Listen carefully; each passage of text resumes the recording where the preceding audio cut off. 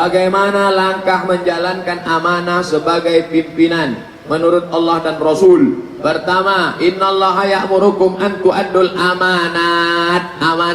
Yang kedua, wa idza hakamtum bainan nasi an taqumu bil adli, adil. Pertama amanah, yang kedua adil. Penjabarannya silakan jabarkan masing-masing. Tak banyak. Mau jadi rektor, mau jadi dekan, mau jadi ketua jurusan, mau jadi dosen, mau jadi bupati, wali kota, camat, presiden. Pertama jujur, yang kedua amanah. Dua, bagaimana cara kita menjalankan organisasi dakwah di kampus? Saat ini tidak sedikit kader dakwah yang terpecah karena banyak masalah. Ingat, dunia dakwah adalah dunia iman.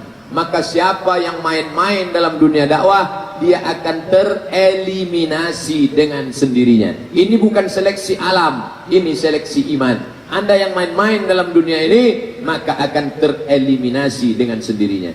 Maka satu yang bisa membuat kita bersatu, apa dia? Berbuat karena Allah. Yang berbuat karena Allah akan bersama, tapi yang berbuat karena yang lain akan tercampak dari dunia ini.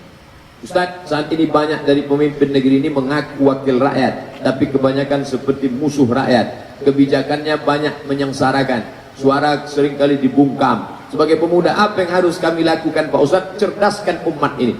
Kenapa perampok bisa naik? Karena dipilih oleh penyamun. Penyamun akan menjadi pemimpin perampok. Oleh sebab itu dalam dunia demokrasi, one man one choice, one man one vote, satu orang satu suara. Kalau satu mahasiswa UNRI bisa mempengaruhi 100 orang, maka 1000 mahasiswa UNRI sudah bisa mempengaruhi 100.000 suara. Ingat, DPT Pekanbaru 300.000. Kalau dia bisa kuasai suara 150.000 plus 1, dia sudah menang dalam dunia demokrasi. Maka kalau umat ini cerdas, yang akan duduk di anggota legislatif orang-orang yang cerdas secara intelektual dan spiritual. Perampok, penyamun, peminum, pecandu tak akan dipilih. Kenapa? Masyarakatnya cerdas. Yang mencerdaskan siapa? Alumni Universitas Riau, insyaallah. Amin. Ana mau tanya Ustaz, tolong jelaskan tentang imam mazhab. Kenapa ana harus ikut mazhab? Kalau lihat video doang ana kurang paham. Antum kalau motornya rusak, perbaiki sendiri atau bawa ke bengkel? Bawa ke bengkel. AC rusak, bawa ke tempat reparasi AC. Remnya rusak, bawa ke bengkel yang paham tentang rem. Kalau mobil motor rusak, bawa ke bengkel. Kenapa nggak paham agama, mau pahami sendiri? Ini menunjukkan orang pincang dalam pemahamannya, tak tepat dalam agamanya, sinkronisasinya tak ada. Oleh sebab itu bermazhab artinya mengikut orang yang paham. Ustaz Somad tak paham agama, saya tak paham, maka saya ikut Imam Syafi'i, saya ikut Imam Hanafi, saya ikut Imam Maliki, saya ikut Imam Hambali. Saya tak mau ikut imam nih Pak Ustaz, saya langsung ke Quran dan Sunnah. Berarti ente imam mazhab yang kelima. Pak Ustaz, kemarin pas belajar agama kami belajar tentang hukum, HAM dan demokrasi. Kita lihat di Indonesia saat ini banyak menjadi penyimpangan hukum. Hukum Islam dimasukkan ke Indonesia, bagaimana menurut Bapak? Pasti banyak kontroversi di Indonesia Pak, ada pro dan kontra. Siapa yang bilang hukum Islam kalau dimasukkan ke Indonesia pro dan kontra? Aceh. Bank Aceh sudah dikonversi menjadi bank Islam. Bank NTB, 2 bank di Indonesia yang sudah dikonversi menjadi bank syariah. Bank NTB karena gubernurnya Tuan Guru Bajang, Dr. Al-Azhar. Yang kedua Aceh, karena Aceh punya MOU, kalau syariat Islam diterapkan kami mau bergabung dengan NKRI. Bisa, kenapa tidak? Aceh bisa mengeluarkan perda syariah. Apa nama perdanya? Perempuan tak boleh duduk ngangkang. Bisa. Kita bisa atau tidak? Bisa. Apa nama perdanya? Perda bumi lancang kuning. Di mana bumi dipijak, di situ langit dijunjung. Adat bersendi syarak, syarak bersendi kitabullah. Semua perusahaan yang masuk ke Riau harus pakai busana Melayu. Maka tak ada di toko-toko roti, supermarket yang penjaganya pakai rok setengah tiang, yang lututnya nampak. Kok lutut barat tak apa-apa, ini lutut hitam bekudis. Apa hukumnya Ustadz mengikhlaskan utang orang kepada kita karena malas untuk memintanya? Ini namanya pasrah tapi tak rela. Fa in kana dzu usratin Kalau orang itu dalam kesulitan, fanaziratun ila maisarah, tunggu sampai dia lapang. Kapan kau bisa bayar? Bulan depan. Oke, ku kasih 2 bulan. Nanti bayarlah. Ya. Wa anta saddaqu khairul lakum. Kalau kau sedekahkan lebih baik. Tapi saya udah bosan, saya sedekahkan aja lah. Baik. Tapi yang hafal ayat ini yang beri pinjaman. Sekarang banyak yang hafal yang pinjam. Begitu kita tagih, kapan kau mau bayar? Wa anta saddaqu khairul lakum. Kalau kau sedekahkan lebih baik gitu. Hafal pula dia ayat itu. Apa hukumnya sebagian jamaah bila sholat berjamaah di masjid tak berpatokan pada arah kiblat yang sama dengan imam? Syarat sah sholat menghadap kiblat. Fawalli wajhaka syatral masjidil haram. Kalau tak tepat maka tak sah sholatnya. Lalu bagaimana menempatkannya? Sekarang sudah ada alatnya. LBHR, Lembaga Badan Hisab Ru'yah. Kantornya di samping Polda, Kementerian Agama. Sampai sana jumpai nanti Ustadz Asrori, nanti minta bantuan supaya dilaporkannya ke Lembaga Badan Hisab Ru'yah. Undang nenek mama, cerdik pandai, alim ulama, tokoh masyarakat, tokoh adat, libatkan Pak Polisi, takut terjadi pertumpahan darah gara-gara arah kiblat. Dengan alasan maka mengukur arah kiblat dengan hasil arah kiblat tidak mengarah ke tanah haram tapi mengarah ke barat. Itu masalah komunikasi saja. Sesuai fatwa MUI, apabila masjid mengarah kiblat tak perlu diubah. Itu fatwa dari imam yang lama, namanya Kiai Haji Abdul Mustafa Yaqub. Terjadi ikhtilaf antara mereka, tapi di antara ini adalah kita ukur. Makanya masjid Akramun Nas Unri Gobah itu miring, diukur balik. Kalau memang kerak bumi ini bergeser, pastilah masjid An-Nur juga bergeser. Karena antara An-Nur dengan Akramun Nas tak jauh. Kenapa An-Nur tak bergeser? Kenapa Akramun Nas bergeser? Berarti bukan kerak bumi bergeser, memang salah ukur dari awal. Menunjukkan orang-orang Universitas Riau berjiwa gentleman. Kami tidak mengaku kami benar. Coba tengok, miring itu diukur ulang. Nah, ini jadi kita harus berlapang dada menerimanya. Bagaimana supaya ilmu yang kita pelajari bisa cepat hafal, paham, lengket, hafal kaji karena diulang, pasal jalan karena dilalui. Kenapa jalan itu selalu menjadi jalan idol? Makanya dilarang lewat di taman, karena taman bisa berubah menjadi jalan. Oleh sebab itu maka selalu ulang. Kami di Al-Azhar dulu wajib mengulang hafalan. Tahun 1 2 juz, tahun 2 2 juz, tahun 3 2 juz, tahun 4 2 juz, 4 tahun 8 juz. Pulang ke Pekanbaru hilang 2 juz. Di mana hilang? Di mall. Masuk ke pesawat nampak pramugari hilang 2 juz. Hilang semua. Oleh sebab itu maka ini maksiat, jangan sampai diperlarut-larut diri. Sakautu ila Waqi', aku melapor kepada imamku Waqi'. Kata Imam Syafi'i, su'a hifzi, hafalanku error, fa arsyadani ila tarkil ma'asi, kata dia tinggalkan maksiat. Li'annal ilma nur, ilmu itu cahaya, wa nurullah la yuhda lil 'asi, cahaya tak akan diberikan pada orang yang melakukan maksiat. Kalau waktu habis, Ustaz tolong kasih saya surat tilang. Ustaz, waktu sudah habis. Karena saya kalau tak dikasih tahu, saya terus jawab aja sampai habis. Bagaimana istri menyayangi suami orang? Ini namanya setia. Bisa saja terjadi, karena perempuan sekarang lebih lama sama laki orang daripada laki dia.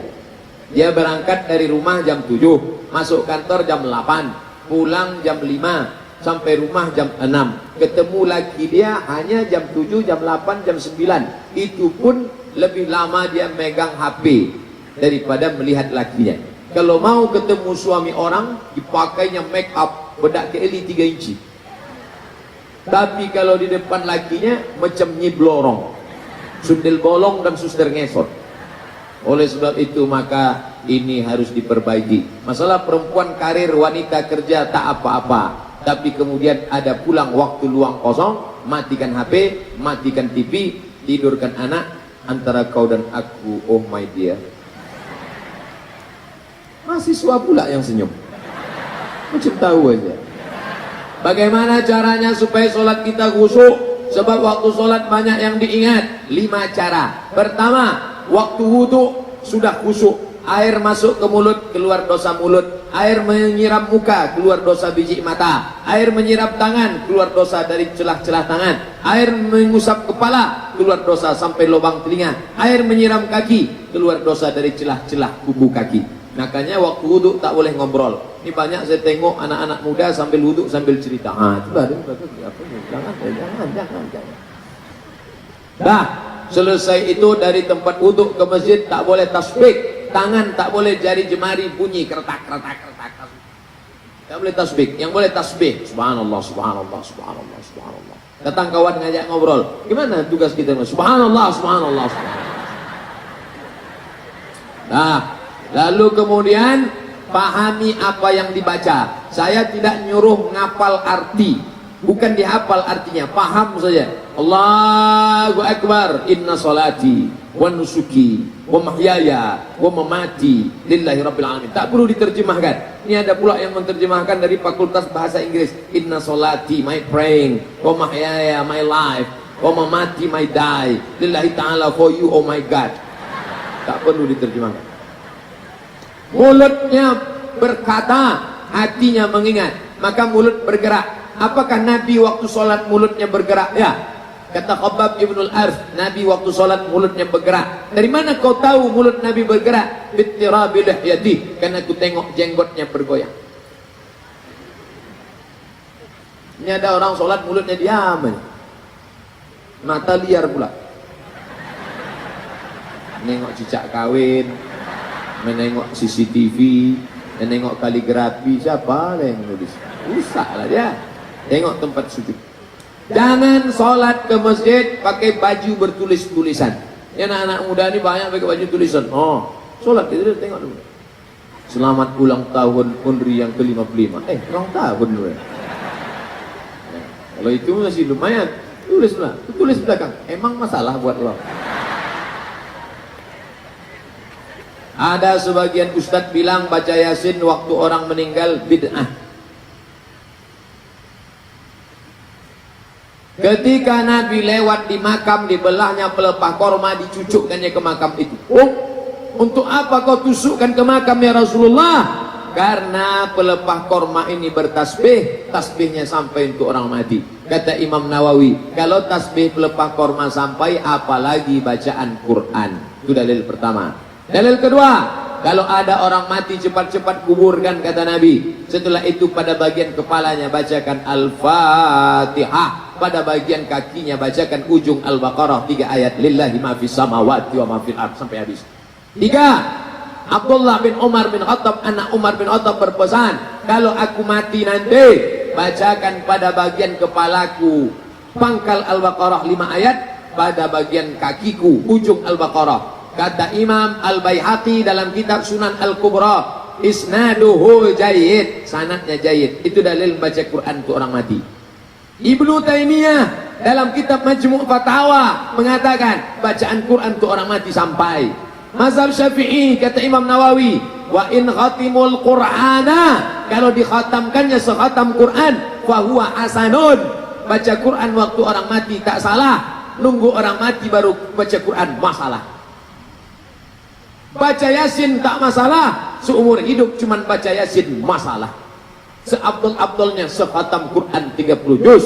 Kalau tak sanggup sekhatam 30 juz, bacalah hatinya Al-Quran, qalbul Quran Yasin. Yasin tak sanggup, Ummul Quran Al-Fatihah. Al-Fatihah pun tak sanggup, mati aja lah.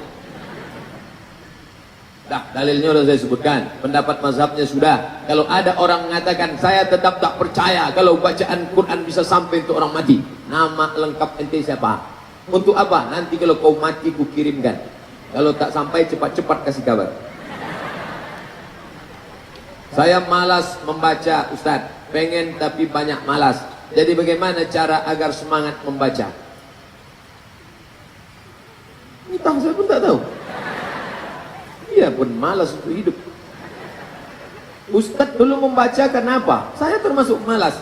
Sekarang banyaklah WA masuk. Mat, aku kawan kau sekolah dulu. Mat, aku kawan kau SD dulu. Mat, aku kawan. Terus salah satu kawan pesantren. Mat, kita dulu satu pesantren, kau kan tak sempat tamat kan karena lari kan? Saya tanya sama dia, apalah kesan ente waktu kita sepesantren dulu? Apa kata dia? Kau paling malas. Saya memang malas. Lalu kenapa Ustadz Al-Azhar bisa cepat selesai? Kalau tidak lulus 3 mata kuliah, beasiswa putus 25%. Kalau tidak lulus 2 tahun, putus 50%. Kalau tidak lulus 3 tahun, DO, tak dikasih tiket pulang, siap-siap merakit dari Sungai Nil ke Sungai Siak. Jadi saya dulu kuliah bawaannya takut aja, takut tak lulus, takut tak naik, takut tak lulus, takut tak naik. Jadi gitu aja Pak Ustaz. Iya. Pemuda bagaimana yang baik dikatakan dalam hadis Nabi, syabun, anak muda, nasya'a fi ibadatillah, yang tumbuh karena ibadah kepada Allah. Orang tua beribadah biasa, orang tua baca Quran biasa, orang tua nyetor hafalan biasa. Tapi ada anak muda yang jiwa bergelora, nafsu luar biasa, tapi baca Quran luar biasa. Ustadz, kami anak muda nih, nafsu libido seksual kami gimana nih caranya? Ente ikut main bola futsal. Main futsal mahal Pak Ustadz. Kalau gitu renang pun kolam renang mahal. Pergi ke Sungai Siak, terjun di dalam, berenang. Apalagi kalau di tengah, bukan cuma nafsunya hilang, orangnya hilang sekalian. Bagaimana pandangan Ustadz tentang Ustadz yang terlalu ekstrim, mengatakan ini haram, itu haram, ini bid'ah, itu bid'ah. Ngaji jangan sama satu Ustadz aja. Ikut pengajian Ustadz Mustafa, ikut pengajian Ustadz Zulendri Rais, datang ke pengajian Dr. Mawardi Muhammad Saleh, Mufti Kota Pekanbaru, Dr. Mawardi Muhammad Saleh. Anda bertanya, Mufti menjawab setiap Senin, setiap Selasa di Masjid Ar-Rahman. Datang, tulis pertanyaan, tanya ke dia langsung. S1, S2, S3 Madinah, 13 tahun di Madinah, mengigaunya pun bahasa Arab. Itu Dr. Mawardi. Sama saya orang tak yakin, siapa tuh LCMA? Dari mana? Dari Mesir. Fir'aun. Tuh Dr. Mawardi Muhammad Saleh, 13 tahun di Madinah. Saya Gufron Agung Wijaya, Fakultas Teknik. Saya mau nanya Pak, saya kan satu kos berdua. Kawan saya itu malas sholat subuh. Pertanyaan saya, apakah kita wajib membangunkan teman saya? Kuntum khaira ummah, kalian ini umat terbaik. Kenapa disebut umat terbaik? Apakah karena bolak-balik ke Makkah? Apakah terbaik karena ganteng? Bukan. Ta'muruna bil ma'ruf, ajak buat baik, ajak dia buat baik. Nanti kalau saya bangunkan dia tersinggung, Pak Ustaz, setel lah jam 1 setel. Tak juga dia bangun, setel 1 jam lagi yang pakai lagu. Orang kaya mati, orang miskin mati, mahasiswa mati, dosen-dosen mati. Insya Allah bangun, mati gitu. Kalau suami istri, baru ada hadisnya. Seorang suami memercikkan air ke wajah istrinya. Bangun! Itu kalau nikahnya udah 20 tahun. Tapi yang baru-baru nikah kemarin, wake up my honey, wake up my darling. Dibentangkannya lah sajadah. Masya Allah. Apa judul kita malam ini Kanda? Di bawah mihrab cinta. Ya Allah, memang anak Universitas Riau tapi bisa jadi imam. Majulah kau imam ke dunia akhirat. Memang tak salah ayahku dulu. Ada yang Minang datang pakai Pajero Sport, tak kami terima. Datang pakai Fortuner, tak kami terima. Tapi kau datang walaupun pakai Cup 70, kami terima. Allahu Akbar. Sampai salam tak berbunyi. Abang kenapa tak berbunyi? Abang biasanya imam di kampus Undri, cuman sholat zuhur sama asar aja. Kalau maghrib sama isya ada imam tetap. Rupanya dapat imam silent. Syukur kepada Allah. Jangan bersyukur ibu dapat suami mau jadi imam. Di zaman edan sekarang, suami pecandu narkoba, pezina, tiba-tiba dapat imam mau membangunkan. Luar biasa ya Allah. Aku bersyukur kepada engkau, kau kirimkan seorang alumni Universitas Riau yang bisa jadi imamku. Masalah dia tak berbunyi, tak aku permasalahkan ya Allah. Insya Allah lama-lama berbunyi juga nanti. Ustadz, sebagaimana yang kita tahu, seorang suami punya kewajiban pada istri. Ustadz kan seorang suami. Gimana cara Ustadz menjalankan tugas mengajar di kampus? Ya, saya tetap mengajar di kampus. Bisa dicek di kampus. Lalu kemudian apalagi? Menulis buku. Kita jangan mematok diri, saya harus tidur 8 jam. Kalau tidak tidur 8 jam saya akan sakit. Kita sendiri yang buat badan kita sakit. Maka kita mengatur manajemen waktu. Kita dulu dididik manajemen waktu. Di Mesir harus begini. Di Mesir kami bukan masak lagi. Kenapa tak beli makanan aja? Tak lalu masakan Arab. Di Maroko masak kami. Maka mengatur waktu ini dari dulu sudah dijaga. Tidur tak boleh lewat, nanti tak lulus, nanti mata kuliah. Maka harus ada manajemen waktu. Atur dengan baik sempurna, maka insya Allah kita sendiri yang mengatur. Al waktu kasaib, waktu macam pedang. Illam taqta, kalau tak kau potong dengan kegiatan, qata'aka, dia akan memotong engkau. Datang kemari jam 7. Saya kalau datang ke pengajian saya tak langsung turun, saya intip dulu. Ada jamaahnya udah? Belum, saya duduk, saya buka laptop, saya nulis. Pertanyaan-pertanyaannya saya tulis, saya edit, saya tulis jadi buku. 33 tanya jawab seputar kurban, 30 tanya jawab seputar puasa, 30 tanya jawab seputar Ramadan, 37 tanya jawab seputar bid'ah, masalah-masalah populer, 99 tanya jawab sholat. Oh, ujung-ujungnya mau jual buku ya? Buku saya gratis, download gratis, buka Play Store, tulis Somad LC, enter, dapat, download semuanya. Share, bagi ke kawan-kawan. Alhamdulillah Ustaz, buku-buku Ustaz sudah kami share. Kau sudah baca? Belum? Saya ingin dapat royalti pahala share aja. Di zakat fitrah kita wajib bayar, baik laki-laki perempuan, dewasa anak-anak. Di sini anak-anak kenapa diwajibkan? Anak tak wajib, bapaknya. Bapaknya membayarkan anaknya. Kalau dia tak mau bagaimana? Jangan lahir sebelum takbir. Siapa yang lahir setelah masuk malam takbir baru kena wajib bayar zakat fitrah. Pas azan maghrib, Allahu Akbar, Allahu Akbar, lahir dia, baru kena zakat fitrah. Tapi kalau dia tak lahir sampai besok khotib naik mimbar, maka dia tak kena zakat fitrah. Begitu khotib naik ke atas mimbar, Allahu Akbar, terkejut ibu tu, lahir anaknya, maka tak wajib bayar zakat fitrah. Ibu-ibu yang sedang hamil, setting lah bagaimana caranya biar dia lahir setelah khotibnya ini. Bagaimana langkah menjalankan oh ini sudah habis bab 1. Nampaknya masuk, ini skripsi, ini tesis nih.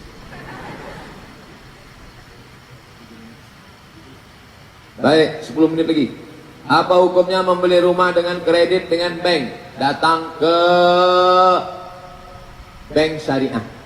Nanti akadnya murabahah, permodalan. Kalau ke bank konvensional, uang pinjam uang, riba. Kalau ke bank syariah, nanti bank syariah akan membeli rumah itu, baru kita cicil, akadnya uang dengan barang. Uang dengan barang tidak riba, uang dengan uang riba. Saya mau detail tulisan Ustaz Somad tentang ini, mana? Tulis Google, tulis di file search Google, tulis di situ Somad Moroko kredit, enter, dapat tulisan saya tentang kredit. Ustaz, apa benar peringatan Maulid itu bid'ah? Video saya berserak di internet tentang itu. Ente kemana aja selama ini? Buat situ Somad Maulid, enter, lengkap selengkap-lengkapnya dalil-dalil, pakai PowerPoint. Tidak bid'ah. Nanti pas mau buat Maulid, buat setiap fakultas Maulid. Isi Maulid itu apa? 5. Pertama, pembukaan protokol. Kedua, sambutan. Ketiga, baca Quran. Keempat, cerita tentang Nabi. Kelima, doa. Makan Pak Ustaz? Tak ada makan, tak ada biaya. Sekarang kan acara dana, judul ujung-ujungnya dana. Lagu nasibnya ya dana, ya dana, ya dana, ya dana, la. Bagaimana menurut Ustaz tentang dosen yang suka buat janji dengan mahasiswanya tapi tak ditepati? Nampaknya menyindir saya. Saya selalu juga tak tepat. Tapi saya janjikan dulu sebelumnya, 2 sehari sebelumnya, Haji mahasiswa nanti kita akan ganti yang lain. Maklumlah dosen-dosen itu kadang sibuk, dia mesti seminar ke Jepang, pergi ke Belanda, pergi ke Manchester United, pergi ke Juventus, Liverpool, banyak jadwal-jadwal. Maka itu masalah komunikasinya saja. Saya insya Allah jangan biarkan dia duduk, kan kasihan. Oleh sebab itu kita kasih tahu, saya tak bisa datang besok, kita akan ganti pertemuan. Bisa. Saya mau bertanya Ustaz, bagaimana menghadapi teman kos yang selalu mau mengajak dalam kemaksiatan? Pindah kos lain. Bagaimana tipsnya Ustaz agar teman kos dapat selalu mendekatkan diri kepada Allah? Buat komunitas. Saya pulang dari Jawa dikasih baju rompi. Baju rompi artinya belakang rompi geng motor syariah. Ditulis depannya born to ride, ride to Jannah. Terlahir untuk mengendara menuju surga. Di belakangnya gambar orang pakai sarung naik motor besar. Wah, nanti karena belum ada waktu nanti saya mau buat video pendek. Pakai helm hitam, pakai itu, disangka orang pembalap, rupanya pemuda berbadan gelap. Born to ride, ride to Jannah. Ikut bersama kami. Allahu Akbar. Buat gerakan-gerakan hijrah. Hobi kau apa? Aku hobinya pakai sepeda ontel syariah. Kayunya agak pelan. Salatullah, salamullah. Tapi kalau yang geng motor tadi, lagu-lagu yang motor. Aibar ya Yahud, Jaisu Muhammad saufa ya'ud. Pak Ustadz, bid'ah itu seperti apa? Yang tidak ada dalilnya sama sekali bid'ah. Selama ada dalilnya tak boleh dikatakan bid'ah. Meletakkan turbah Karbala, tanah dari Karbala Irak diletakkan di tempat sujud untuk sujudnya orang Syiah. Allahu Akbar, itu bid'ah mungkarah batilah. Tak ada dalilnya sama sekali. Selama masih ada dalilnya, tak boleh menuduh orang bid'ah. Kata siapa itu? Ustadz Salafi dari Malang, namanya Ustadz Abdullah Hadrami.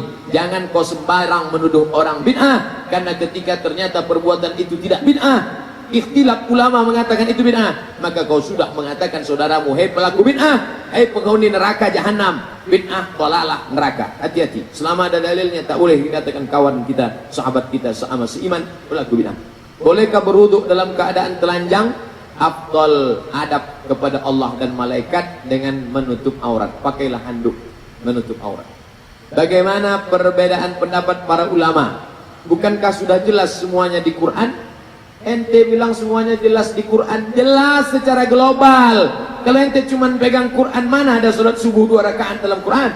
Mana ada sholat zuhur 2 rakaat setelah tergelincir matahari dalam Quran? Mana ada dalam Quran tawaf dimulai dari Hajar Aswad berkeliling 7 kali? Mana ada dalam Quran habis sa'i ta'allul cukur rambut? Mana? Ketahuan tak pernah baca Quran. Mohon doanya Ustaz, kelancaran skripsi. Nanti kita doa. Arisan ibu-ibu yang menggadaikan arisan uang diundi. Siapa yang menerima? Ibu-ibu 10 orang, sejuta, 10, namanya digoncang. Yang kena penyakit jantung jangan ikut. Asal menengok bu goncang, mati. Goncang, tiba-tiba keluar nama ibu ini. Itu sama artinya dengan minjam. Kalau begitu modelnya boleh, jelas orangnya. Yang tak boleh itu datang ibu-ibu ke rumah kita. Bu, ya, mau ikut arisan? Ya, berapa dapat? 10 juta. Tapi bayarnya 10 juta, ibu cuma dapat 9. Mana anggotanya? Nggak ada. Itu bukan arisan, itu BII, Bank Inang-Inang. Pegadaian apa termasuk riba Pak Ustaz? Kullu qardin jarra naf'an fahuwa riba. Setiap pinjaman kalau mengambil keuntungan riba. Pak, aku tak punya duit, pinjam duit Bapak 10 juta. Oke Ustaz Somad, ini duit 10 juta, tapi Ustaz sawit Ustaz yang 2 hektar selama Ustaz belum bayar sini. Selama belum saya bayar, hasil sawit saya diambilnya. Riba. Kullu qardin, setiap pinjaman jarra naf'an, mengambil keuntungan, bahwa riba, maka dia riba. Bagaimana bentuk iman itu Pak Ustaz?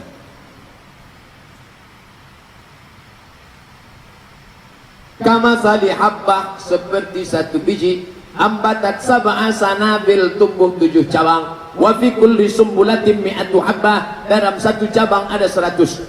Itu gambaran, permisalan, perumpamaan. Kalau saya sedekah balasannya berapa? Banyak. Kalau saya infak balasannya berapa? Banyak. Banyaknya berapa? Maka Nabi menggambarkan seperti satu biji tumbuh 7 cabang, satu cabang 100. Begitu juga dengan iman. Diumpamakan Nabi, iman itu kata dia kasajaratin thayyibatin, pokok yang kokoh, akarnya menggunjam ke tanah, pucuknya naik ke atas. Itulah iman. Ini pokok yang kokoh, kalau datang angin puting beliung, dia tak akan tercabut, paling-paling patah di tengah, tapi akarnya tak tercabut. Maka kalian harus tanamkan imam, mengakar ke bawah, berpucuk ke atas. Sekarang ada orang imannya ke bawah tak berakar, ke atas tak berpucuk. Apa itu? Enceng gondok.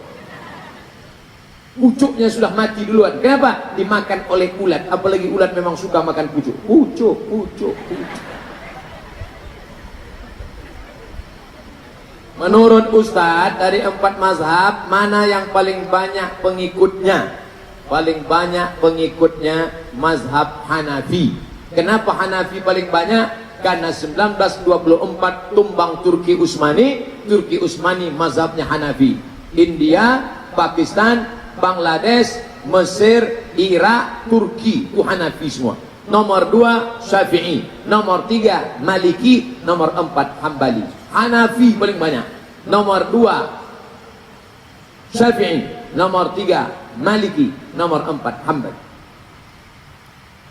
Bagaimana hukumnya mensolatkan orang yang mati bunuh diri?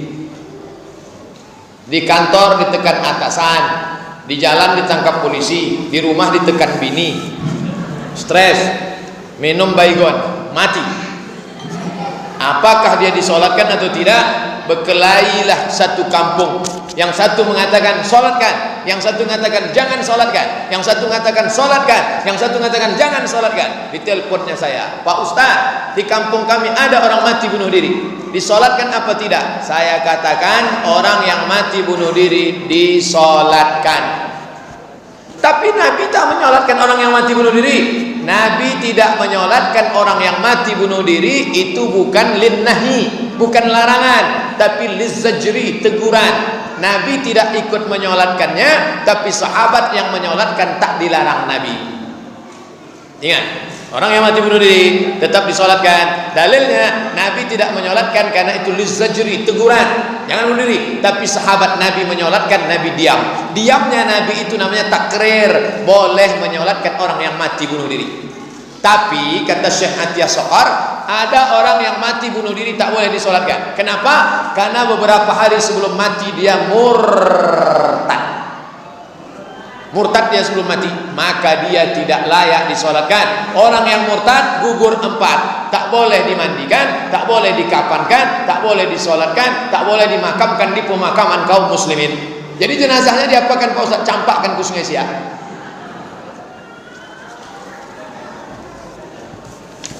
Pak Ustaz, bagaimana hukumnya bersalaman dengan yang bukan muhrim? Orang yang pakaian ihram namanya muhrim. Orang pakai ihram itu muhrim. Adapun yang saya dengan ibu itu namanya mahram. Jangan lagi pakai muhrim, mahram. Apa hukum bersalaman dengan orang yang tidak mahram? Dengan alasan menghormati orang yang lebih tua. Misalnya bersalaman, saya baru pulang dari Maroko, bersilaturahim ke rumah Ustadz Darisman. Assalamualaikum Ustadz. Ustadz, ya. Kata beliau, kau sudah kerja? Man, belum bang. Aku nih kerjaku pengacara, pengangguran banyak acara. Diajaknya lah saya ke UIN. Dialah yang masukkan saya ngajar bahasa Arab di UIN. Sampai di UIN itu semangatlah saya, karena mahasiswinya cantik-cantik. Pas akhir semester datanglah mahasiswi itu mau salaman. Ustadz, mohon maaf silap salah kami ya. Saya itu waktu itu masih muda lagi, masih ganteng-ganteng, belum nikah. Mahasiswi mau salaman, mau disalami berdosa, mau tak disalami mubazir. Li ayyut'ina ala ra'si ahadikum, ditusukkan paku ke kepala kamu, paku dari api neraka ditusukkan ke kepala kamu, lebih baik ke tapak tangan kamu, lebih baik daripada engkau salami perempuan yang tak mahram. Kita ngajar hadis, ngajar bahasa Arab, akhirnya dia sudah ngulurkan tangan, saya gini kan. Ini tak pernah kami pelajari di Mesir, tak pernah kami pelajari di Maroko. Ini dapat dari mana? Mahabharata. Namaste, namaste. Jadi caranya begitu. Kalau anak-anak gadis mau salaman, tapi kalau nanti nampak saya menyalami emak-emak, Pak Ustadz, ikwa ma ambo Pak Ustadz, saya salami. makcik sehat, amak sehat, apa kabar mak kini sehat? Kemarin saya dari Padang Panjang ceramah, datang ibu-ibu sudah tua. Oh, iko Ustaz Abu Somad. Iya mak, apa kabar mak kini sehat mak? Kenapa Ustaz salami? Orang tua boleh karena dia laisat mahallan lisyahwah, karena tidak membangkitkan syahwat. Tapi zaman sekarang ini zaman edan, ada pula orang pesahwat nengok nenek-nenek. Nama penyakitnya Oedipus kompleks. Makanya ibu hati-hati, kalau ada anak lajang lama megang tangan ibu, cepat tarik, sakit dia. Bila kita sholat subuh berjamaah tertinggal 1 rakaat, masbuk, kita ikut imamnya dari rakaat kedua, mengikut imamnya berkunut, rakaat kedua dia berkunut. Apakah setelah itu kita tambah 1 rakaat yang tertinggal kunut lagi apa tak kunut lagi? Rakaat yang kedua itu dia kunut lagi apa tidak kunut lagi? Kunut lagi. Pada rakaat kedua menurut mazhab Syafi'i dia berkunut lagi. Apa alasannya? Tadi imam rakaat 2, si makmum itu rakaat 1. Pada saat si imam salam, si makmum tegak, maka rakaat yang kedua bagi makmum, maka si makmum kunut lagi karena rakaat tadi itu adalah rakaat kedua bagi makmum. Maka dia angkat tangan lagi. Allahumma hadina fiman hadait. Kalau begitu kunutnya 2 kali. Ya. Kenapa yang pertama itu kunut? Ju'ilal imamu liyutamma bihi. Karena dia mengikut imam. Pada rakaat yang kedua, itu rakaat kedua bagi diri dia. Maka dia baca kunut. Itu alasannya menurut mazhab Syafi'i. Waktu menyembelih kurban, lalu tukang sembelih itu diupahkan oleh panitia kurban. Apakah tukang sembelih yang diupahkan itu masih boleh mengambil daging kurban lagi? Daging kurban sebagai upah haram, sebagai hadiah boleh. Apa beda upah sama hadiah? Hadiah dapat alhamdulillah, tak dapat tak masalah. Tapi kalau upah wajib dapat. Kalau tak dapat naik pisau tukate. Maka tukang potong itu kita kasih dia, hai bapak tukang potong, ini 600.000 sebagai upah, ini ada 1 kresek sebagai hadiah. Maka daging yang dikasih itu sebagai hadiah. Adapun sebagai upah haram. Bedakan upah dengan hadiah. Apakah kulit hewan kurban boleh dijual? Man ba'a jilda udhiyati, siapa yang menjual kulit hewan kurbannya, fala udhiyatalah, maka tiada kurbanlah baginya. Lalu kulitnya itu apa? Natasaddaqu biha, kata Ali bin Abi Thalib, waktu Nabi menyuruh saya menyembelih kurban Nabi, kulitnya kami sedekahkan. Maka kulit ada berapa lembar? 5 lembar. Panggil fakir miskin. Fakir miskin, sini. Ya, mau kulit? Ambil. Kata fakir miskin, jijik, banyak darah, bau, enggaklah. Akhirnya dia pergi. Kemana kulit? Saya boleh menjualkan kulit. Kebetulan saya punya kenalan, www.jange.com. Assalamualaikum Pak Jange. Yo, apa kabar? Lama ndak bersua hampir setahun. Yo Pak Ustaz, korban tahun patang. Iku ada 5 lembar, tolong ambil ke masjid kami. Datanglah Pak Jange. Berapa 5 lembar? 500.000. Setelah jadi duit 500, saya panggil balik fakir miskin. Fakir miskin, sini. Mau kulit? Duit mau? Mau. Nah, ini duit 500. Ambil semua. Begitulah cara pengelolaan kulit yang betul. Yang sudah lewat apa boleh buat, akan datang kita perbaiki. Saya ikut koperasi dan selalu membayar iuran. Saat ini saya sedang meminjam di koperasi itu. Bagaimana hukumnya Pak Ustaz? Riba. Pinjam 1 juta bayar 1.100.000, riba. Pinjam 100 bayar 110, riba. Orang yang riba, 5 ancaman bagi riba. Pertama, alladzina yakuluna riba la yaqumuna illa kama yaqumu alladzi yatakhabbathu syaitanun mas. Orang yang makan riba nanti bangkit dari kubur macam bangkitnya orang yang kerasukan setan. Kata orang Jawa, kesambet. Nanti kalau kita bangkit dari kubur nampak ada di samping kita orang kesambet, itu makan riba dulu. Cuman khawatirnya kita tengok kiri kanan tak ada kesambet, kita pula kesambet. Yang kedua, ayyuma lahmin, makan riba, dimakan. Yummy. masuk ke dalam badan. Ayyuma lahmin nabata min haramin, setiap darah daging di badan dari riba, fannaru aula bih, tempatnya api neraka. 3, duit riba tadi dikumpul, riba, dibawa haji ke Makkah. Labbaik Allahumma labbaik, labbaik la syarika lak labbaik. Apa kata malaikat? La labbaik wala sa'daik. Kau tak dapat balasan, zaduka haram, karena kau berangkat dengan uang haram. 4, dipakai duit riba tadi sedekah, bagi fakir miskin. Innallaha thayyibun, Allah maha baik, la yaqbalu illa thayyiban, Allah tak menerima kecuali yang baik-baik saja. Duit riba dimakan, masuk ke dalam badan, menjadi darah daging, naik ke otak. Otak yang makan riba, pikirannya kotor. Na'udzubillah. Bila kita mendapat rezeki, mana yang didulukan? Bayar utang atau beli hal yang diinginkan?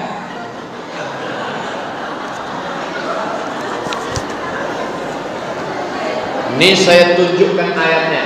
Surat Al-Baqarah ayat 282. Ini Samsung sedang murah nih. Al-Baqarah 282. Coba tengok. Ini saya kasih tanda 1 halaman. Nih, saya kasih tanda pakai kertas yang nanya utang tadi. Ya ayyuhalladzina amanu, hai orang-orang yang beriman, idza tadayantum bidainin, kalau kalian menjalin transaksi utang piutang, ila ajalin musamma, sampai batas waktu tertentu, faktubu, tulis. Ayat paling panjang bukan tentang sholat, bukan tentang puasa, tentang hutang piutang, bayar hutang yang sudah jatuh tempo. Orang yang mati syahid tidak akan merasakan sakratul maut, tidak merasakan azab kubur, tidak merasakan hisab, illa dain, hutang.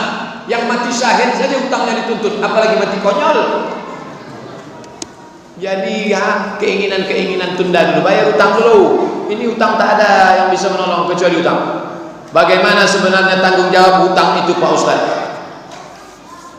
Ayat hutang yang luar biasa. Orang yang tidak membayar hutang mati, maka di akhirat dia mesti cari itu orang. Dia cari di mana? Di padang mahsyar. Mencarinya di padang mahsyar. Di padang panjang aja payah jumpa, apalagi di padang mahsyar. Saya tak sanggup membayangkan hutang piutang. Makanya Ustadz Darisman Ahmad, kalau ada hutang saya waktu di Mesir dulu, tolong izinkan aja lah. Bolehkah puasa Asyura 9, 10 sebaleh dilanjutkan dengan puasa sunat Kamis yang jatuh tanggal 12, lalu dilanjutkan lagi dengan puasa 13, 14, 15 yang berakhir di hari Ahad, pada hari Seninnya dilanjutkan lagi dengan puasa sunnah? Boleh apa tak boleh? Boleh. Udah itu aja. Iya. Kalau cuma bilang boleh tak boleh, kami pun pandai. Dalilnya mana? Dalilnya hadis riwayat seorang laki-laki dari Bahilah, rajulun al-Bahili, minal Bahilah. Apa kata dia kepada Nabi? Ya Rasulullah, aku mau puasa. Apa kata Nabi? Wa minal hurumi fasum, berpuasalah engkau di bulan-bulan haram. Bulan haram itu berapa? 4. Zulqa'dah, Zulhijjah, Muharram, Rajab. Andai dia berpuasa full tetap boleh. Tapi bagi perempuan puasa sunat tak boleh kalau tak izin suami. Jangan lupa mengurus surat izin atasan. Beruntung betuah ibu-ibu, suaminya rajin mengaji, balik dari sini langsung dilingkarinya. Hari Senin 9 Muharram, hari Selasa 10 Muharram, hari Rabu 11 Muharram. Jangan lupa puasa 10 Muharram. Tapi puasanya 3 hari, 9, 10, 11. Kalau tak bisa 3 hari, 2 hari, 9, 10. Kalau tak bisa 2 hari, 10 saja. Andai tak bisa juga 1 hari, innalillahi wa inna ilaihi raji'un. Nih, boleh dia puasa 4 bulan kalau laki-laki itu memang sehat walafiat. Mencari nafkah wajib, berpuasa sunat.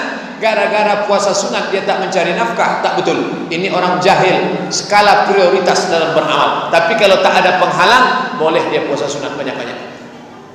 Rumah saya dekat masjid. Setelah azan saya sholat sunat rawatib di rumah.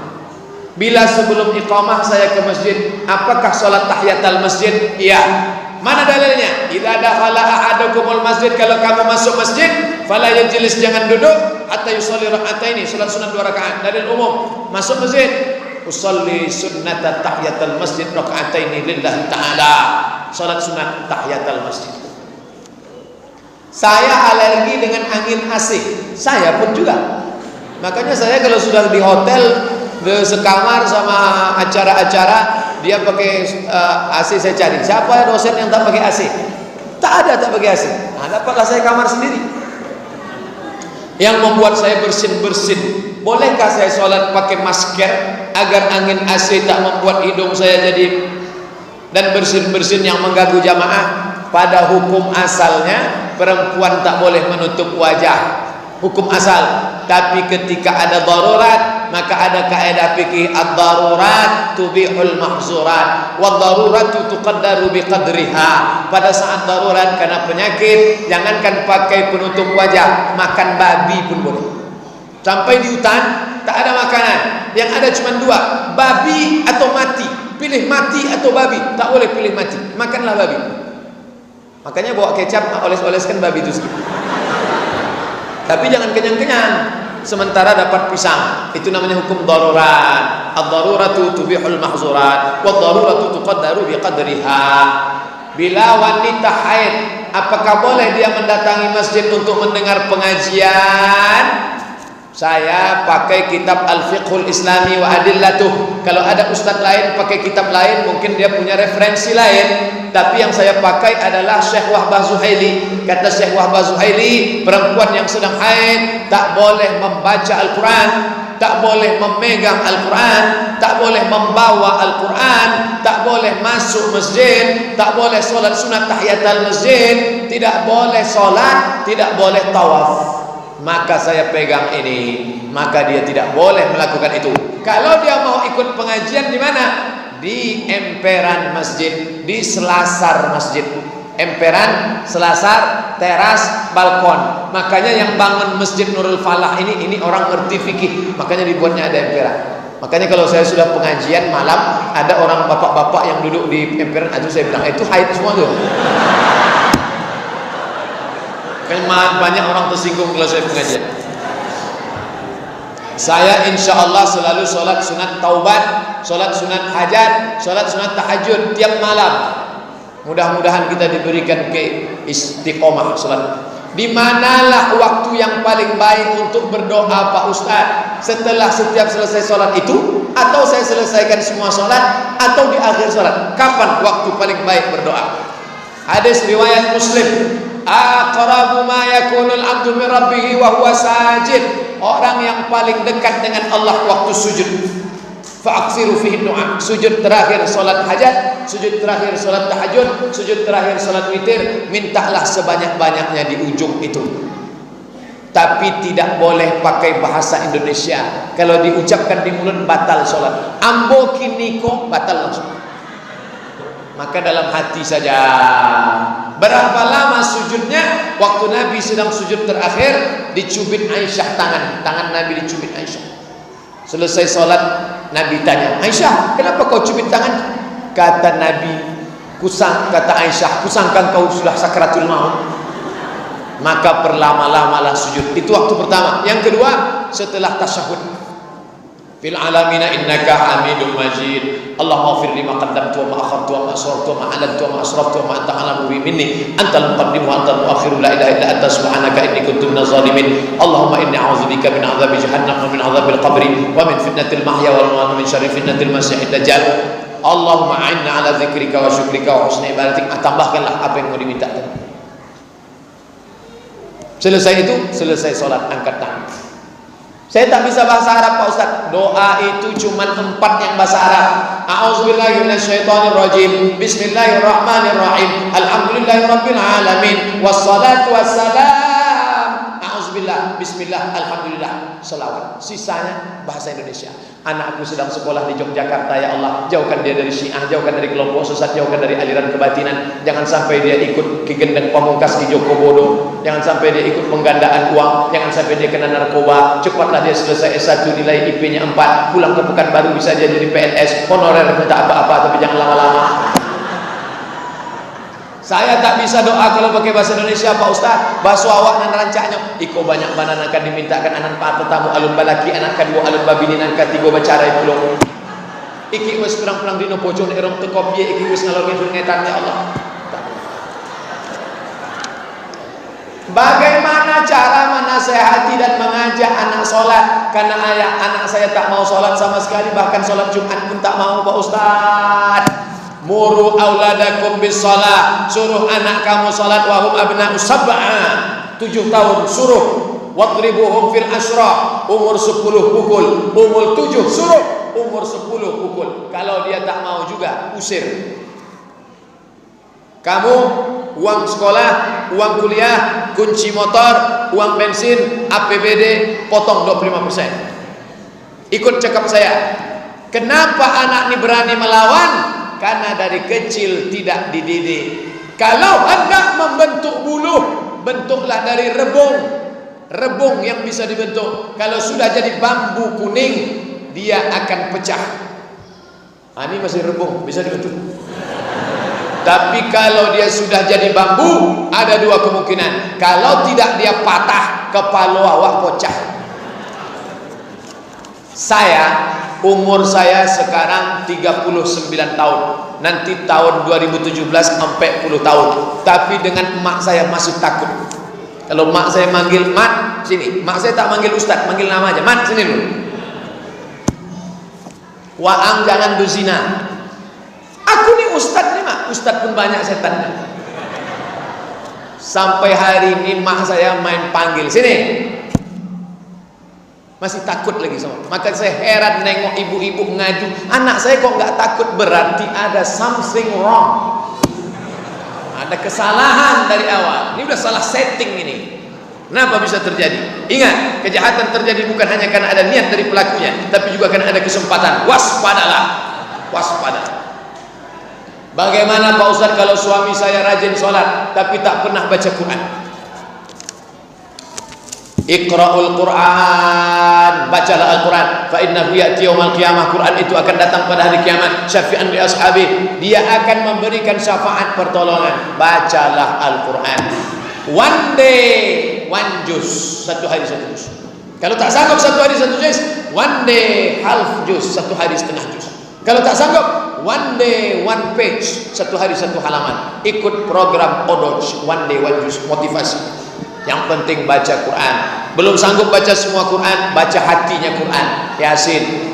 Man qara'a Yasin fi lailatin, siapa yang baca Yasin pada suatu malam, asbaha maghfuran lah, pada waktu subuhnya dia sudah diampuni Allah. Awal-awalnya Yasin, habis itu Al-Kahfi malam Jumat, habis itu juz Tabarak. Siapa yang baca 30 ayat sebelum tidur malam, tabarakalladzi biyadihil mulku wa huwa ala kulli syai'in qadir, dijauhkan dari azab kubur.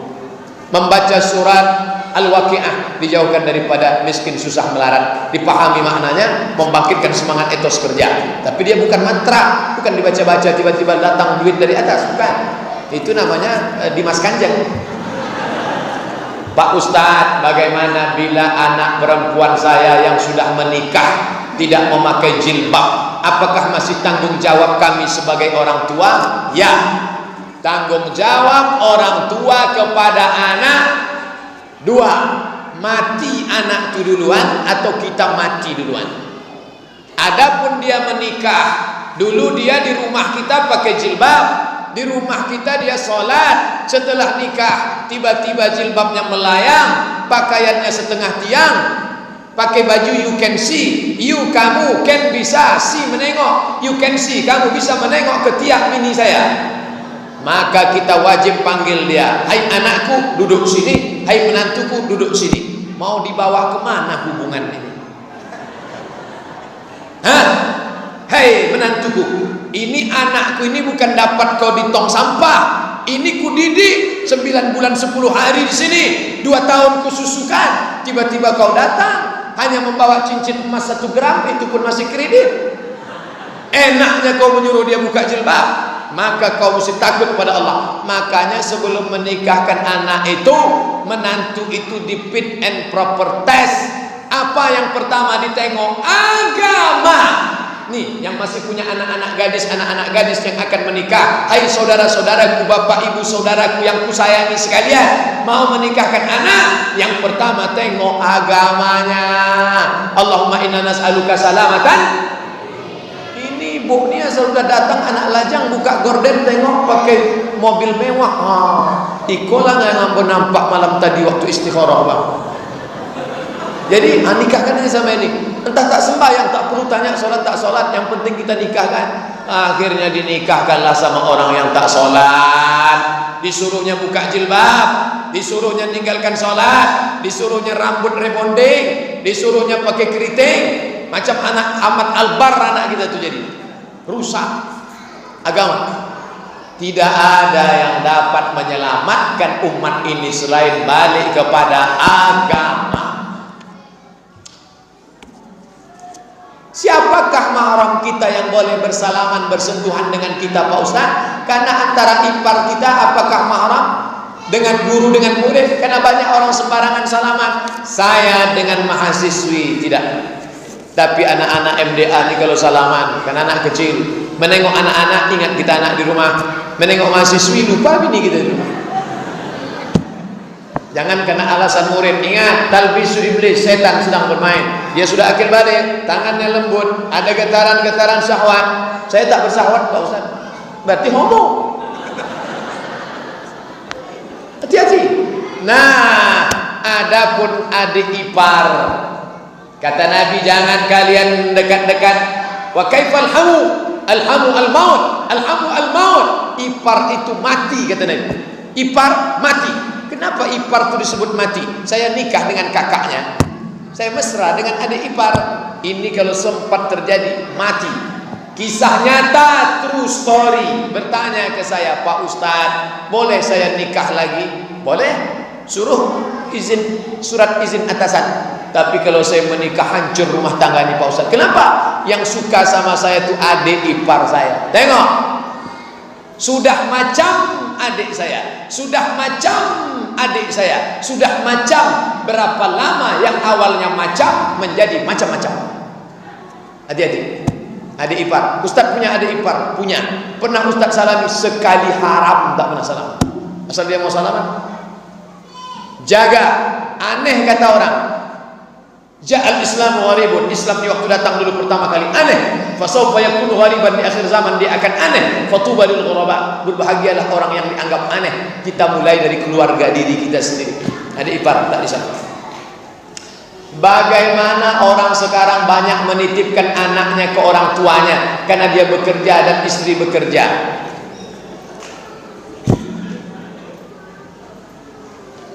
Berapa kali emak saya tidak puasa karena menghamilkan saya dulu. Berapa hari puasanya tinggal karena saya menyusu dengan dia. Saya tanya ke emak saya, "Mak, ya, waktu mak membesarkan aku berapa hari tinggal?" 90 hari dia tak puasa gara-gara saya. Berapa kali dia tak sholat duha gara-gara saya kencing. Berapa kali dia tak tahajud malam gara-gara saya tak bisa tidur. Di hari tuanya ini saya tak pernah menitipkan anak saya sekalipun. Mak, mau ke masjid mana ku antar iktikaf, mau ikut pengajian di masjid mana ku bawa. Nanti malam mau saya bawa ke Masjid An-Nur menengok pembukaan MTQ. Aku ingin di hari tuamu ini, aku tak kaya, tak bisa aku belikan kau istana rumah mewah, paling tidak menyenangkan hati orang tua, jadilah. Tak bisa aku belikan kau gelang emas yang besar, karena aku pun susah, tapi jangan menyusahkan orang tua. Menitipkan anak kepada orang tua, dua efeknya. Pertama, menyusahkan orang tua. Nenek tak pernah menolak cucu. Tak pernah mak kita itu menolak. Kalau saya titipkan, "Mak, jaga anakku sebentar," tak akan pernah dia menolak. Tapi ingat, kita sudah merusak hari tuanya. "Mak, baca Quran sajalah. Mak, mau pergi umrah kasih duit, tapi untuk ini tak usahlah." Nah, ini tentang masalah orang tua. Yang kedua, efeknya anak-anak yang dibesarkan oleh nenek mengalami kekacauan otak. Ini yang ngomong dokter di Masjid An-Nur seminggu yang lalu.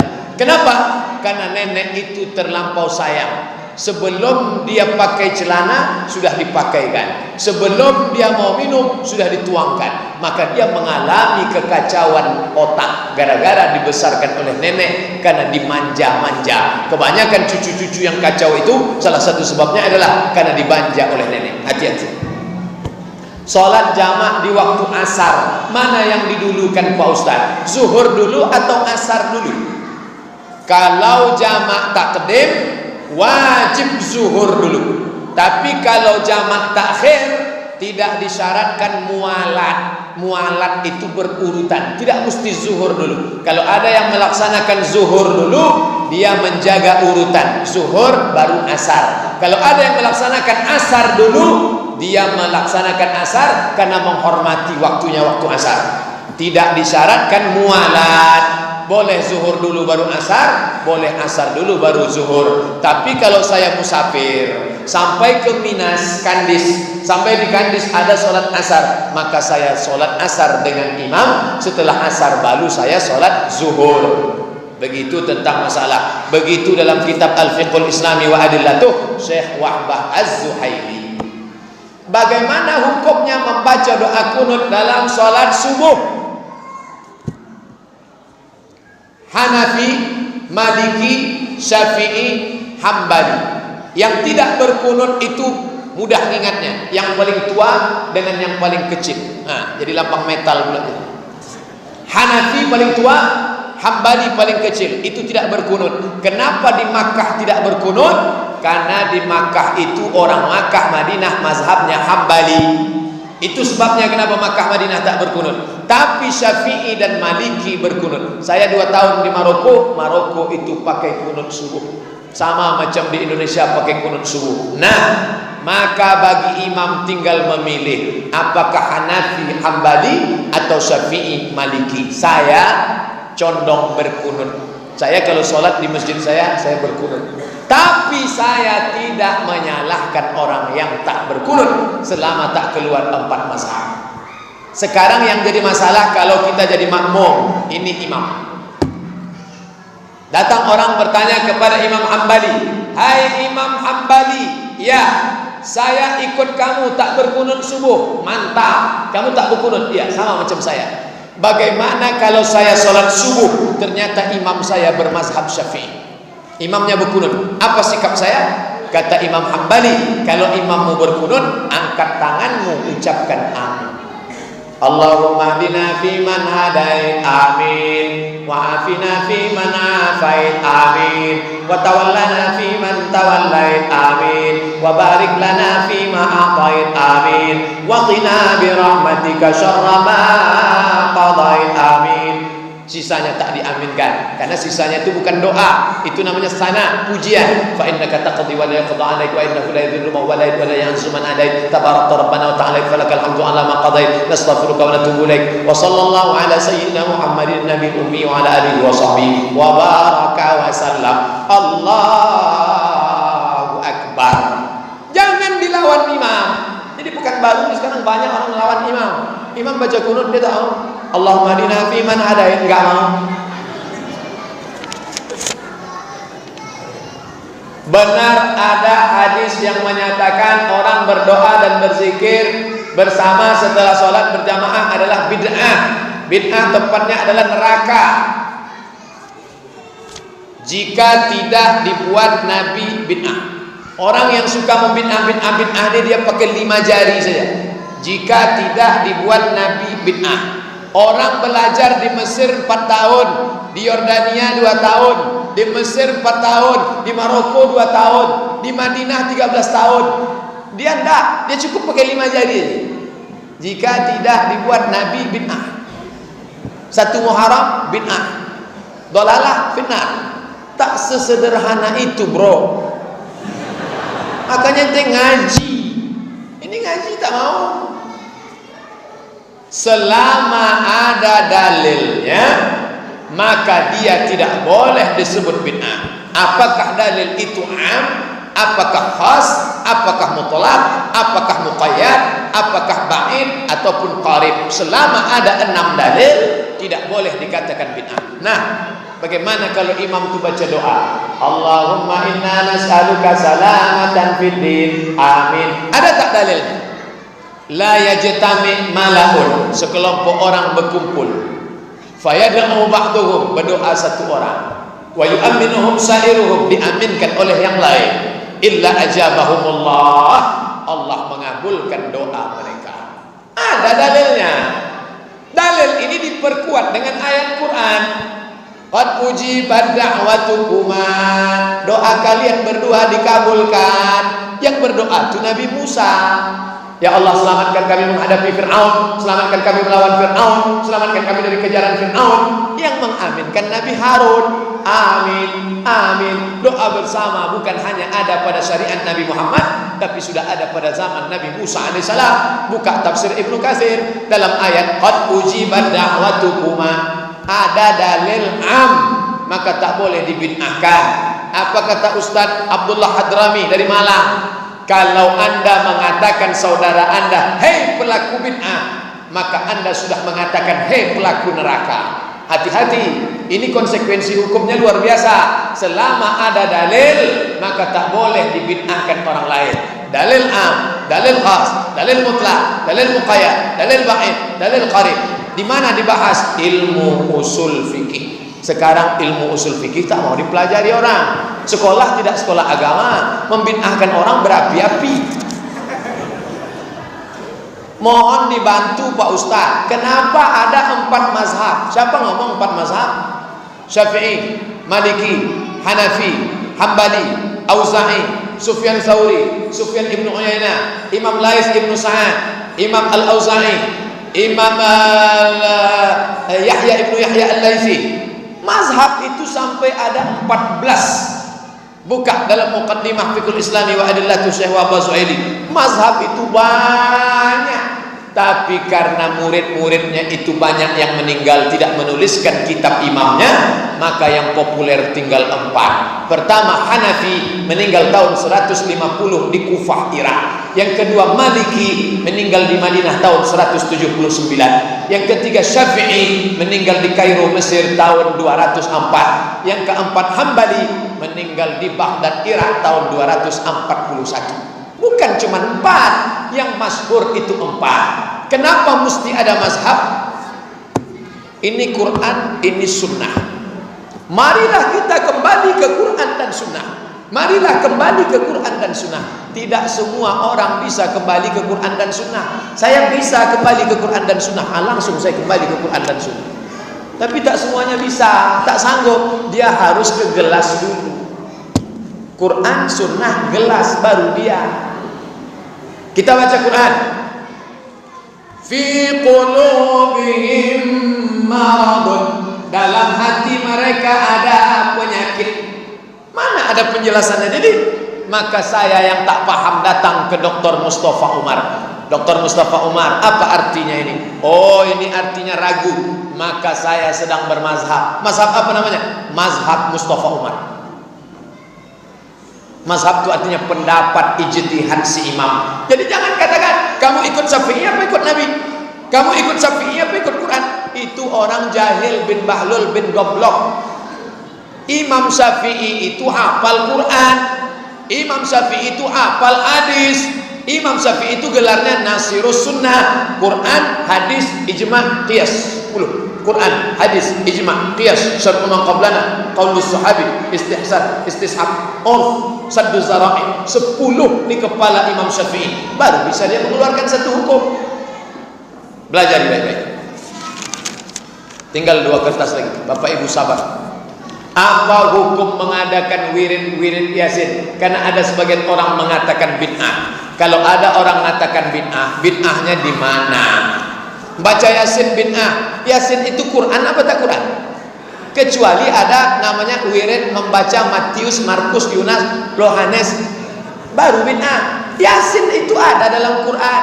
Kenapa Yasin dan dibaca? Karena setiap surat-surat itu ada keutamaannya.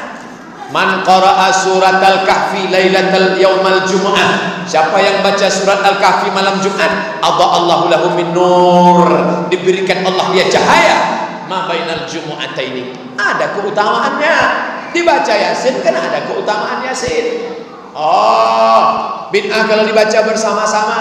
Dibaca bersama-sama itu kata Imam Ibnu Taimiyah.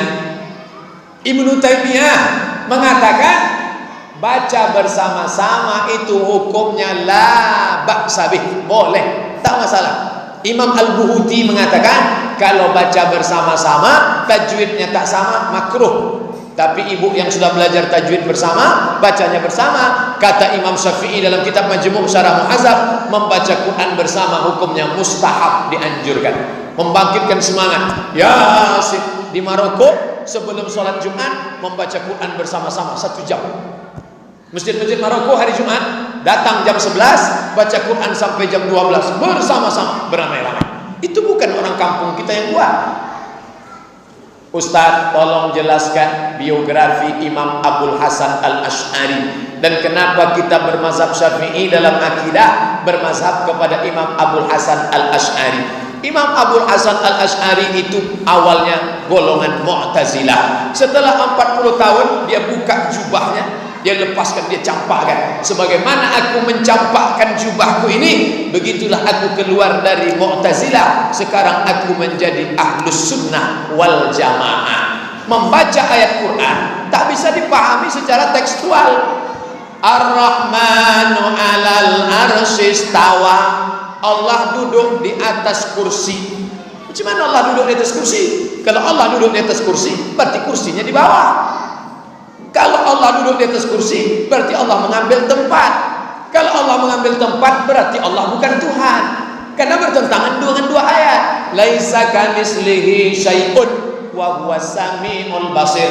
Maka dari dulu sudah disepakati Ahlus Sunnah wal Jamaah itu adalah Asy'ari dan Al-Maturidi. Hanya saja kalau mazhabnya Hanafi, akidahnya condong Maturidi. Turki, India, Pakistan, Bangladesh itu dalam masalah fikihnya Hanafi, dalam masalah akidahnya Maturidi. Sedangkan Indonesia, Brunei Darussalam, Malaysia, Yaman, Thailand, Patani Selatan dalam fikihnya Syafi'i, dalam akidahnya Asy'ari. Dia sudah sepaket 3. Dalam fikih Syafi'i, dalam akidah Asy'ari, dalam tasawuf Junaid Al-Baghdadi dan Abu Hamid Al-Ghazali. Ini 3 paket, 3 serangkai yang tak terpisahkan. Apakah doa di saat sujud dengan bahasa Indonesia diawali dengan ta'awuz bismillah, alhamdulillah, salawat? Tidak. Waktu sujud itu kalau ada dia pakai a'udzubillahi minasyaitonirrajim, bismillahirrahmanirrahim, alhamdulillahirabbil alamin, wassalatu wassalam, boleh. Karena membaca bacaan di dalam sujud itu boleh. Tapi andai dia tidak baca ta'awuz, tidak baca bismillah, tidak baca alhamdulillah, tidak salawat, langsung sudah. Kenapa? Karena semua itu sudah terbaca di awal sholat. Alhamdulillahirabbil alamin. A'udzubillahnya di awal. A'udzubillahi minasyaitonirrajim. Bismillahirrahmanirrahim. Alhamdulillahirabbil alamin. Selawatnya at-tahiyatul mubarakatuh shalawatut thayyibatullah. Selawat. Andai tidak maka sudah tercover dengan itu. Maka waktu sujud itu tinggal doanya saja. Kertas terakhir. Bolehkah sholat memakai mukena yang bergambar binatang? Nah, jangan pakai gambar kucing, gambar kelinci, gambar Barbie. Gambar daun, gambar bunga boleh. Bunga pun jangan besar-besar. Buatlah bunga besar. Orang di belakang menengok. Di mana lah di bordirnya ini? Ada berapa teh ayam sih? Pokoknya yang bagus, yang polos-polos saja. Tapi yang bunga tak salah. Makanya keliling ini bunga-bunga. Coba tengok bunga semua. Hebat. Paling banyak pintu dikasih bunga Masjid Nurul Falah. Bunga. Binatang tak boleh. Kepala harimau, kepala binatang yang bernyawa tak boleh. Apa hukumnya menolong orang tua yang berbeda agama dengan kita? Orang tua non muslim boleh. Mana dalilnya? Enak aja Ustaz ngomong boleh. Asma binti Abi Bakar datang menghadap Nabi. Ya Rasulullah, ummi qadimat wa hiya raghibatun emak saya non muslim, emak Asma itu non muslim, mau jumpa sama Asma karena sudah rindu. Asma takut berjumpa dengan emaknya, lalu dia nanya ke Nabi, afa asiluha, bolehkah ku sambung silaturahim dengan emakku? Kata Nabi, siliha, silakan sambung. Afa utiha, boleh ku kasih dia hadiah, ku belikan baju, ku kasih duit? Kata Nabi, i'tiha, boleh. Ibu, bapak, mu'alaf punya emak non muslim, boleh. Saya kasih baju, boleh. Saya belikan kamput, jangan. Tapi kalau sudah dalam masalah ibadah, wala ana abidun ma'abatum wala antum abidun ma'abud lakum dinukum waliyadi. Terima kasih atas segala perhatian. Mohon maaf segala kesilapan. Ala hazihin niyah al-Fatihah. A'udzu billahi minasyaitonir rajim. Bismillahirrahmanirrahim. Alhamdulillahirabbil alamin.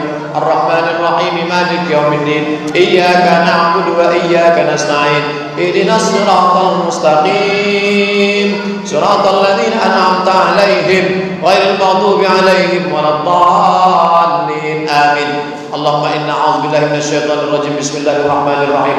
Alhamdulillahirabbil alamin. Wassalatu wassalamu ala asyrafil anbiya wal mursalin wa ala alihi wa sahbihi ajma'in. Allahumma inna nas'aluka salamatan fid din.